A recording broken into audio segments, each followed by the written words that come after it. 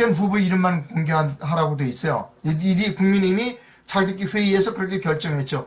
최종 압축된이라는 단어와 이 위에서 공문을 내려보낼 때 최종적인 당내 경선 결과 똑같잖아요, 단어가. 큰일 날 뻔했어요. 국민의힘의 당선자 딱 한 사람, 9월 1일에 한 사람만 발표하고 집에 가. 그러라고 명령을 내렸고, 예, 그렇게 하겠습니다 하고 국민의힘이 예, 최종 압축된 후보 이름만 공개한다고 결정을 했다니까요. 국민의힘의 첩자들이.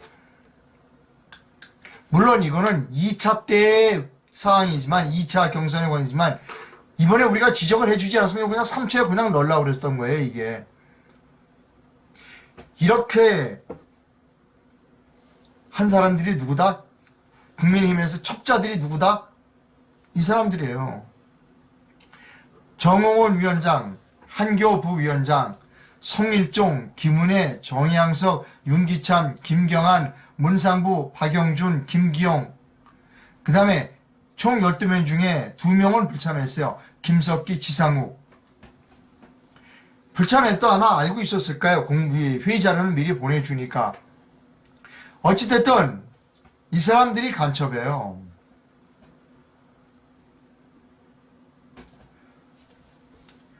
여러분 더불어민주당의 그 이해찬 씨가 이런 얘기한 일 있죠. 좌파가 50년은 집권해야 된다. 그거예요. 그 시나리오입니다.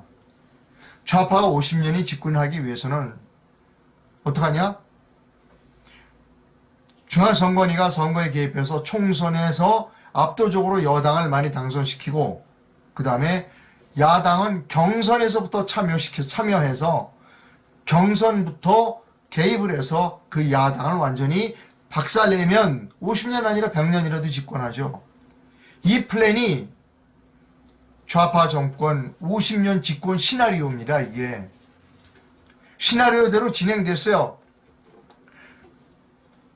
4.15 총선에서 부정선거에서 180억 얻어갔죠. 이제 두 번째 플랜이 뭐냐? 여당 대통령 선거에서 여당 경선을 완전히 박살내는 거. 두 번째 프로젝트가 지금 진행 중인 거예요. 두 번째 프로젝트의 최고 디자인한 사람은 중앙선거관리위원회입니다. 노정희 위원장이에요. 그 지령을 받아서 수행한 사람들이 정홍원, 한기호, 송일종, 김은혜, 정양석, 윤기찬, 김경한, 문상보, 박영준이에요. 그리고 어제 이틀 전에 충청도에 있는 그 국민의힘 평당원들이 성명서 냈더라고요. 이준석이도 중앙선거관리위원회 첩자일 가능성이 높다. 이제 다 알 사람이 아는 거예요. 지금 국민의힘 지도부와 그리고 이런 사람들이 다 중앙선거위원회 첩자라는 거 다 아는 겁니다. 이제 모르는 사람이 없어요. 좌파 정권 50년 집권, 좌파 50년 집권 프로젝트의 두 번째 1탄은 성공했어요. 부정선거로 국회의 의석수를 180석을 차지했으니까 2탄 야당 경선에 개입하여 야당을 완전히 박살낸다. 이게 지금 이 두 번째 프로젝트가 진행 중인 거예요. 여기에 이 사람들이 간첩질을 한 겁니다. 정홍원, 한기호, 송일종, 김은혜, 정양석, 윤기찬, 김경한, 문상보, 박영준, 김기용, 김석기, 지상욱 씨 이런 사람들이 간첩질을 한 거예요. 여기서 비춰 그런 것까지 모르고 그냥 잘 자세히 모르고 도장 찍었을 가능성도 있는 사람도 있어요. 한두 사람은 그런 사람도 있을 거예요. 그게 무엇을 의미하는지, 왜 그런 게 나왔는지, 그냥 모르고 도장 찍은 사람도 있었지만 대부분 다 중앙선거위원회와 짜고 하는 사람들이에요. 여러분 여기서 정홍 위원장은 옛날 국무총리까지 했지만 그 전에는 중앙선거관리위원회 상임위원까지 한 사람입니다. 문상부 씨는요. 중앙선거관리위원회에서 30년 동안 근무했던 사람이에요. 기사 또 보여드릴까요? 제가 여러 번 보여드리는데 여러 번 보여드려도 자꾸 봐야 돼요. 이런 기사는 여러분. 예.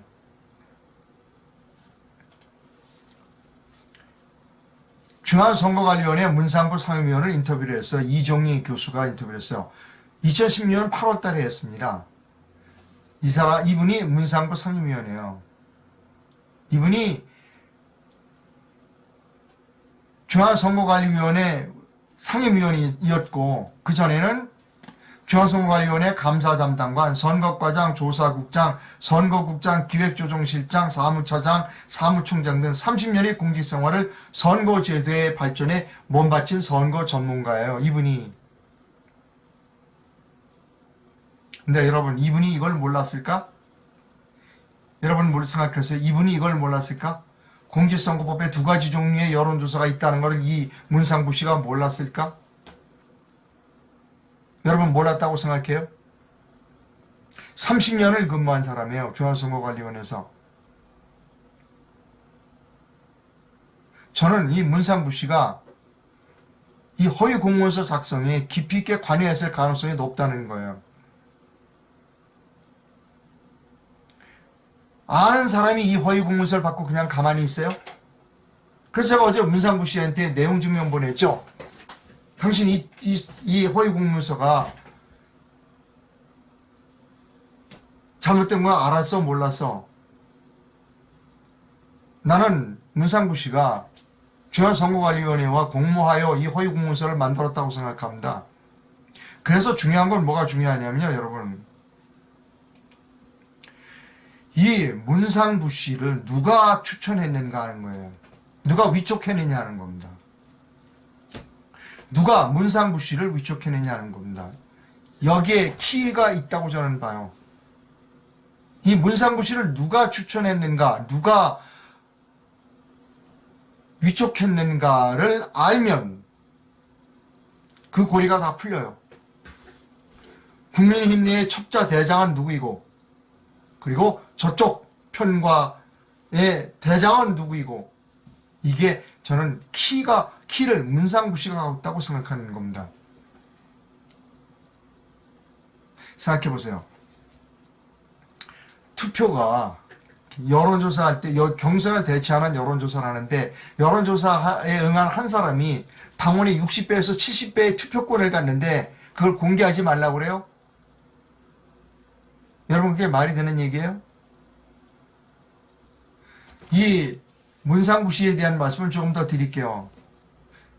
이분이 어디에 고문을 하고 있었다고요? 법무법인 대륙 아주요. 기사 보여드립니다, 여러분.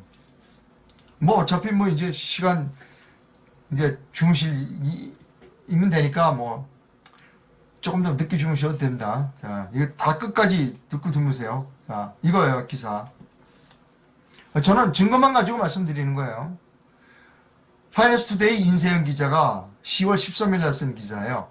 황교안 부정선거 소송에서 판사, 변호사, 피고 모두가 특정 로펌 출신이다 라고 하는 제목인데요. 이게 끔찍한 기사가 있어요. 여기 박주현 변호사가 이제 뭐라고 그랬는가 하면, 국민의힘 부정선거 의혹을 제기하는 과정에서 대륙아주라는 로펌 출신 인사들이 부정선거 소송의 판사와 피고 변호인, 심지어 판사와 피고 변호인, 심지어 국민의힘 공명선거 추진 단장 등 김재원 곳곳에서 의혹을 붙이고 있다고 폭로했습니다.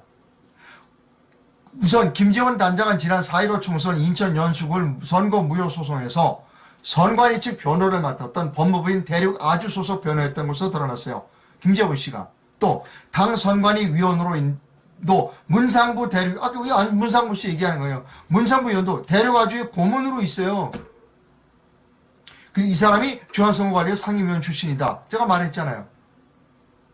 대륙 아주예요, 다. 또 있어요. 경남 양산을 선거무효 소송과 서울 영등포를 선거무효 소송에서 대법관을 맡아 진행하면서 가짜 투표지로 보이는 수천 장의 투표지를 유효표로 처리했다는 논란을 일으킨 조재현 대법관도 대륙아주 출신입니다. 화천대유와 관련 크게 논란이 일고 있는 권순일 대법관도 대륙아주와 연관이 있는 건 아니냐는 의혹이 나오고 있습니다. 여러분, 완전히 우리나라 망했습니다. 한 로펌에 있는 사람들이 지금 다 말아먹고 있어요. 선거를 통해서 나라를 다 말아먹고 있어요. 보여드리죠. 헌법 1조예요. 대한민국 민주공화국이다. 대한민국의 주권은 국민에게 있고 모든 권력은 국민으로부터 나오는데 대륙 아주에 있는 고문과 변호사들이 모든 권력을 훔쳐가고 있다. 여러분 이겁니다. 이게 우리나라 대한민국 꼬라지예요. 아주 착착 진행되고 있습니다. 착착 진행돼요. 좌파 진권 50년을 위해서 선거를 수단으로 딱 아주 목을 선거라고 하는 주요 포인트를 딱 잡았어요. 선거. 총선에서 180석을 가짜로 가져가고 그 다음에 이제 대통령 선거는 아야 야당의 경선에부터 개입을 해. 야, 그래 야당의 경선부터 개입을 딱 하는데 가장 약한 부분이 어디라고 그랬죠? 웩도독이라고 그랬죠. 제가 말씀드린 부분 웩도독 뭐냐면 자꾸 이거 보여드립니다. 가장 취약한 부분을 파고드는 거예요. 여론조사 부분을 파고드는 겁니다. 보세요. 여론조사 한 명이 당원 60에서 70명분의 그 가치를 가지고 있어요. 그러니까 여기에 파고드는 거예요. 그러니까 여기에 파고들어서 이거를 이제 여론조사의 약점을 가지고 이 전체 국민의힘 전체 투표권자를 뒤흔드는 겁니다. 여론조사 가짜, 이 여론조사는 공표해야 되는데 공표하지 말라고 가짜로 허위 공문서를 내려보낸 게 중앙선거관리위원회예요.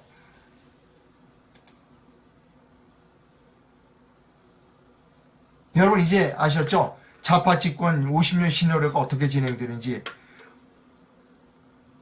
헌법 1조로부터 치고 들어가는 거예요.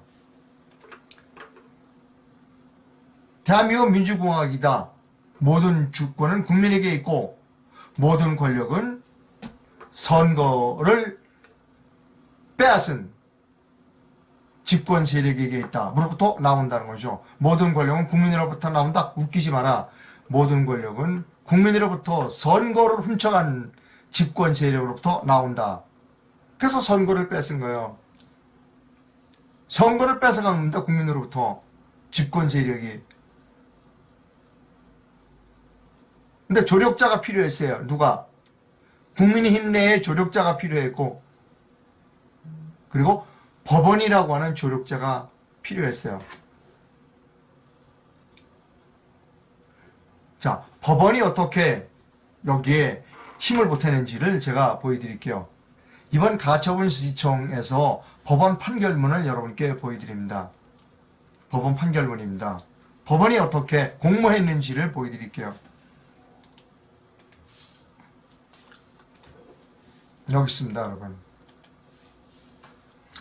이건 제가 여러 번 보여드렸습니다. 대통령 후보 선출을 위한 당내 경선 절차를 1차, 2차의 예선 및 결선 절차로 구분하고 당원들을 대상으로 한 선거인 단 투표 결과와 일반 국민들을 대상으로 한 여론조사 결과를 일정 비율로 합산하는 방법으로 후보자를 선출하기로 정하면서 1차, 2차 예선에 관하여 이게 여기까지는 이제 서문을 풀어간 거예요. 남부법원에서. 여기 다운표는 아까 뭐죠? 다운표는 그 선관위에 가짜 허위 공문서를 그대로 옮겨놨어요. 여기다. 이 다운표 안이 바로 그거예요. 다운표 안이 바로 그겁니다. 법원이 이 허위 공문서를 딱 인용을 했어요. 딱 이미 이 허위 공문서라는 제가 수십 번 말씀드렸습니다. 그거를 법원이 딱 앞에다 놓고 맞아. 자, 이제 저쪽 편을 들어줘야, 허위 공문서를 작성한 중앙선거관리위원회 편을 들어줘야 되잖아요. 그래서 어떻게 했느냐. 양심은 있으니까. 그래, 맞아. 그 법 108조 12항이 적용이 돼. 라는 용어는 차마 쓰질 못한 거예요. 우리 원고 측에서 계속해서 그 경선은 108조에 의한 일반 선거 여론조사가 아니라 투표권을 주는 당내 경선입니다라고 엄청나게 많은 자료를 보냈어요. 자료 안 봐도요. 초등학생도 법을 보면 알아요. 그러니까 남부법원에서 참 고민했을 거예요. 너무나 뻔한 걸 이거 선관위 편을 들어줄래니 어떻게 하느냐. 이렇게 했어요. 나아가 채무자의 당내 경선은 채무자라는 건 여기서 국민입니다. 선거에 대한 투표와 여론조사 결과를 합산하는 방식으로 후보자에 대한 득표율을 집계하는 바 여론조사 결과 공표 금지를 규정한 공직선거법제 108조 12항 이건 맞아요. 여론조사 결과 공표를 금지한 공직선거법제 108조 12항 요까지는 맞아요. 왜? 108조 12항에는 여론조사 결과를 선거에 관한 여론조사 결과 공표를 금지하고 있으니까. 그런데 잘못됐어요. 우리가 57조 2, 57조 3 당내 경선을 대체하는 여론조사라고 그랬거든요. 그럼 그 부분에 대한 이야기가 있어야죠. 법원에서.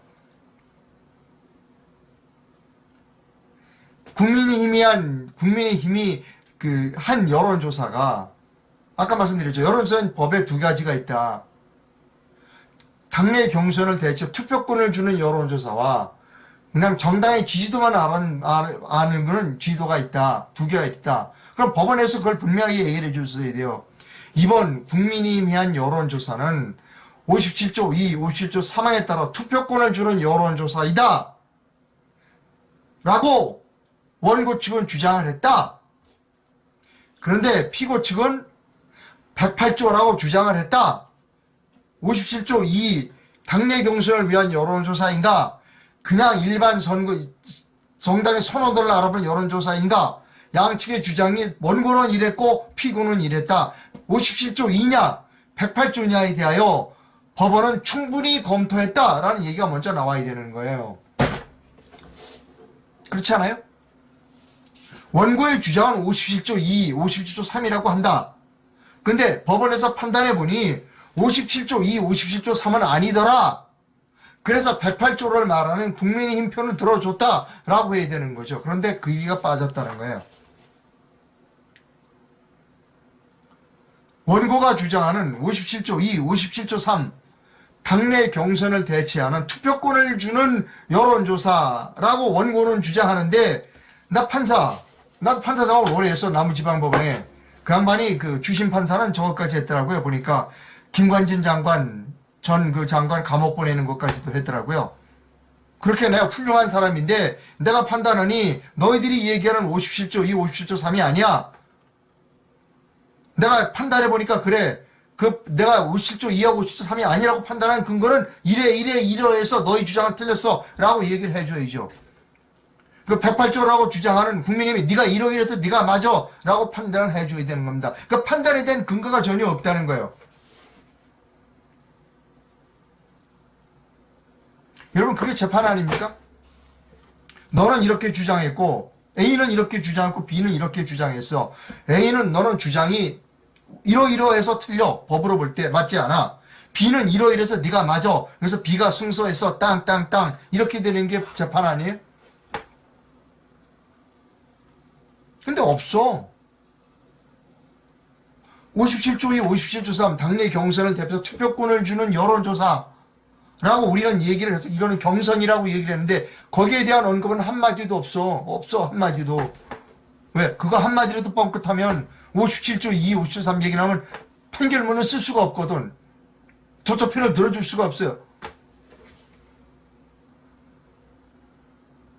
그러니까 그건 싹 뺐어. 여러분 이게 판사예요? 탄핵돼야 됩니다. 탄핵돼야 돼요. 자 그런데 또 그건 싹 뺐어. 57조 2, 50점. 경선이라는 얘기는 우리가 주장은 싹 빼고 이것만 했어요. 공직선거법 제108조 12항의 취지에 따라 채무자의 결정은 타당하다고 볼 수 있다. 아니 공직선거법 제8조 12항의 취지면 공직선거법 제108조 12항이 적용된다고도 안 했어. 왜? 양심이 찔리니까. 적용 안 되는 게 너무나 당연하거든. 그래가 취지라고만 했어. 그러면 공직선거법 108조 12항이 어떤 법리로 등장하는지 이 부분에서 원고의 주장을 기각했으면